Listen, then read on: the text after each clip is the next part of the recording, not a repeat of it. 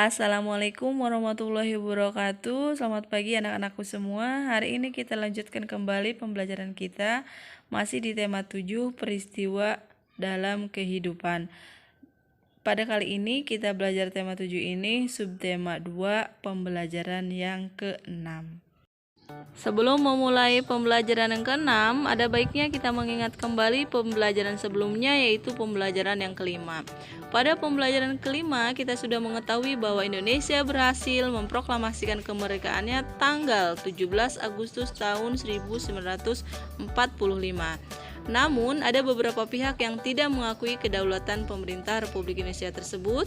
Belanda datang kembali ke Indonesia sehingga menimbulkan perlawanan rakyat Indonesia di berbagai daerah, di antaranya yaitu 1. Pertempuran 10 November 45 di Surabaya, 2. Pertempuran Ambarawa, 3. Bandung Lautan Api, dan yang keempat adalah Pertempuran Medan Area. Selain dengan pertempuran, kita juga melakukan perlawanan secara diplomasi, yaitu dengan cara perundingan. Di antaranya 1. Perundingan Linggarjati, 2. Perjanjian Renville, dan yang ketiga adalah Perjanjian Rumroyen. Nah, anak-anakku sekalian, mari kita lihat pembelajaran ke-6. Di pembelajaran ke-6, kita akan mempelajari tentang Konferensi Meja Bundar atau disingkat KMB, yang merupakan tindak lanjut dari Perjanjian Rumroyen. KMB ini dilaksanakan di kota Den Haag, Belanda pada tanggal 23 Agustus sampai dengan 2 November tahun 1949. Adapun tujuan KMB adalah untuk mengakhiri perselisihan Indonesia dengan Belanda. Konferensi Meja Bundar ini dihadiri oleh perwakilan dari Indonesia, Belanda, dan dari BFO atau Majelis Permusyawaratan Federal, serta dari UNCI, yakni suatu bagian dari PBB.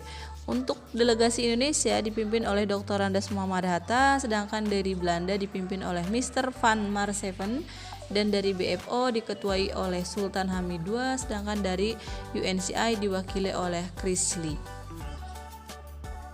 Konferensi Meja Bundar ini menghasilkan suatu kesepakatan antara Indonesia dengan Belanda yang mengakui kedudukan Indonesia sebagai negara yang berdaulat, kecuali Irian Barat belum termasuk di dalamnya.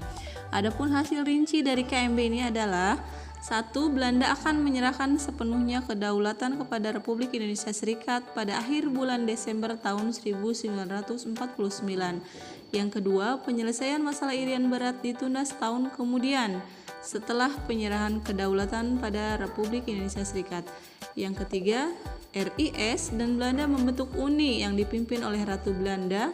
Yang keempat, RIS harus membayar utang kepada Belanda sejak tahun 1942. Sedangkan yang kelima, pembubaran KNIL dan memasukkan anggotanya ke APRIS. Yang keenam, kapal-kapal perang Belanda ditarik kembali dari Indonesia.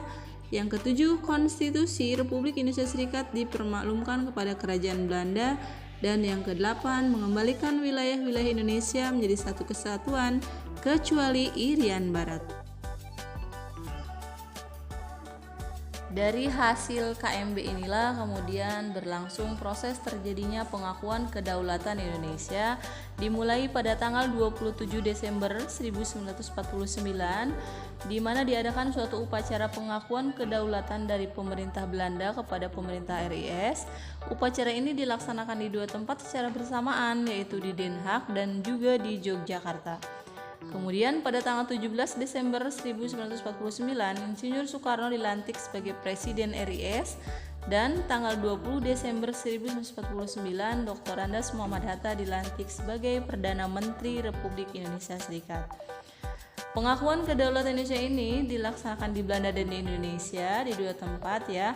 Nah, wakil Indonesia yang menandatangani pengakuan kedaulatan di Belanda adalah Dr. Andes Muhammad Hatta, sedangkan dari Belanda adalah Ratu Juliana. Sedangkan proses penandatanganan di Indonesia dari pihak Belanda diwakili oleh Loving, sedangkan dari Indonesia adalah Sultan Hamengkubuwono IX. Dengan adanya pengakuan kedaulatan tersebut, maka berakhirlah penjajahan dan kekuasaan Belanda atas Indonesia.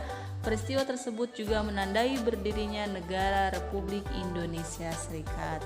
Jadi demikianlah anak-anakku sekalian, untuk pembelajaran 6 kita mempelajari tentang peristiwa Konferensi Meja Bundar atau KMB yang dilaksanakan di Den Haag, Belanda, yang menghasilkan suatu kesepakatan yang intinya bahwa Indonesia diakui sebagai negara berdaulat, wilayah-wilayahnya diakui kecuali Irian Barat.